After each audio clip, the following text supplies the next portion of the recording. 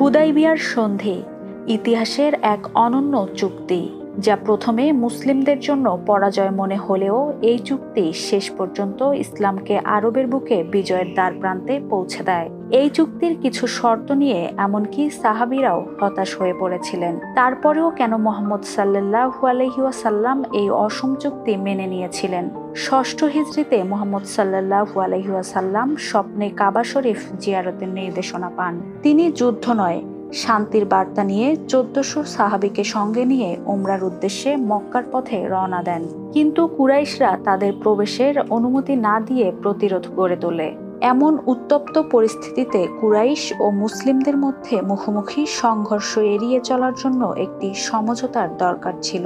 কিন্তু সমস্যা হলো, সেই সমঝোতার শর্তগুলো মুসলিমদের পক্ষে মোটেও সুখকর ছিল না। চুক্তিতে এমন কিছু শর্ত ছিল যে মুসলিমদের উমরা পালনের জন্য ওই বছর ফিরে যেতে হবে। কোনো কুরাইশ যদি ইসলাম গ্রহণ করে মদিনায় আশ্রয় নেয়, তাকে ফিরিয়ে দিতে হবে। কিন্তু কোনো মুসলিম মক্কায় গেলে কুরাইশরা ফিরিয়ে দেবে না। এই শর্তগুলো মুসলিমদের আত্মসম্মান ও নিরাপত্তা দুইয়ের প্রশ্নের মুখে ফেলে। সাহাবীদের কাছে এটা ছিল একরকম আত্মসমর্পণের মতো। তবে এখানেই আসে মুহাম্মদ সাল্লাল্লাহু আলাইহি ওয়াসাল্লামের অসাধারণ কূটনৈতিক দূরদর্শিতা।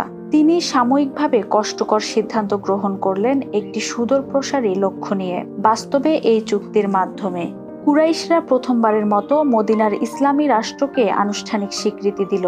10 বছরের শান্তি চুক্তি মুসলিমদের ইসলামের দাওয়াত প্রচারের অবাধ সুযোগ করে দেয়। ইসলাম সম্পর্কে সরাসরি জানার সুযোগ পেয়ে অনেক কুরাইশ নেতা নিজেই ইসলাম গ্রহণ করেন। সবচেয়ে গুরুত্বপূর্ণ হলো চুক্তির সেই বিতর্কিত শর্ত, যেখানে নতুন মুসলিমকে ফিরিয়ে দেওয়ার কথা বলা হয়েছিল। কার্যত কোনো ক্ষতি করেনি, কেননা সেই মুসলিমরা মদিনায় না গিয়ে অন্যত্র আশ্রয় নেয় এবং এই চুক্তি কুরাইশদেরই সমস্যায় ফেলে। এমনকি চুক্তির পরবর্তী বছরে মুসলিমরা শান্তিপূর্ণভাবে উমরার সুযোগ পায় এবং মাত্র 2 বছর পর মক্কা বিজয় ঘটে প্রায় কোনো রক্তপাত ছাড়াই। মূলত এই চুক্তি ছিল এক নতুন অধ্যায়ের সূচনা। এর ফলে ইসলাম দ্রুত আরবের বিভিন্ন গোত্রে ছড়িয়ে পড়ে। পাশাপাশি কুরাইশদের হৃদয়ে ইসলামের প্রতি শ্রদ্ধা ও আগ্রহ জন্ম নেয়। আবার রাজনৈতিকভাবে মুসলিমরা আরবের কেন্দ্রে অবস্থান করার সুযোগ পায়। পবিত্র কুরআনেও এই চুক্তিকে বলা হয়েছে ফাতহুম মুবিনান, বা স্পষ্ট বিজয়। কখনো কখনো তাৎক্ষণিক ফলাফলের চেয়ে দূরদর্শী পরিকল্পনা অনেক বেশি কার্যকরী হয়ে ওঠে। হুদাইবিয়ার সন্ধি সেটারই শ্রেষ্ঠ উদাহরণ। আপাতভাবে মুসলমানদের দুর্বলতা মনে হলেও এ ছিল এক অভূতপূর্ব কূটনৈতিক জয়, যা শেষ পর্যন্ত ইতিহাসের মোড় ঘুরিয়ে দিয়েছিল।